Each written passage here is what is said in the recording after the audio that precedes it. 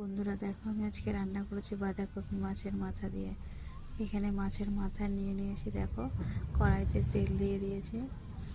এই যে মাথাটা ভেজে নেবো, এই যে ভাজা হয়ে গেছে। এখানে কেটে রাখা বাঁধাকপি আবার কড়াইতে তেল দিয়ে দিয়েছি। তেলটা গরম হয়ে গেছে, তেজপাতা ফোড়ন দিয়ে দিয়েছি। এবার গোটা জিরে ফোড়ন দেবো। গোটা জিরে ফোড়ন এখন এখানে কেটে রাখা আলুটা দিয়ে দিয়েছি। এবার একটু লাল লাল করে ভেজে নেবো আলুটা। এখানে দিয়েছি টমেটো কুচি, টমেটো কুচি দিয়ে দিয়েছি, লঙ্কা কুচি দিয়ে দিয়েছি। একটু নাড়াচাড়া দিয়ে নেব। দিয়ে দিচ্ছি আদা বাটা, তারপরে দিয়ে দিচ্ছি জিরে বাটা, দিয়ে ভালো করে একটু কষাতে থাকবো। এখন দিয়ে দেবো, দেখো এখানে স্বাদ মতন লবণ দিয়ে দিয়েছি, হলুদ গুঁড়ো দিয়ে দিয়েছি।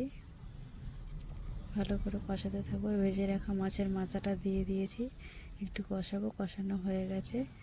দেখো এখানে কেটে রাখা বাঁধাকপিটা দিয়ে দিয়েছি।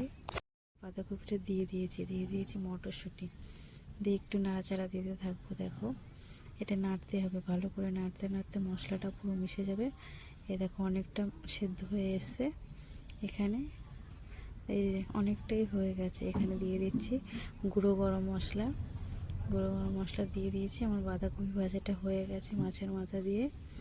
দেখো দেখো এখানে পুরো কমপ্লিট হয়ে গেছে। কে কে বাঁধাকপি মাছের মাথা দিয়ে খেতে ভালোবাসো আমাকে একটু কমেন্টে জানাবে। চলো টাটা, বাই।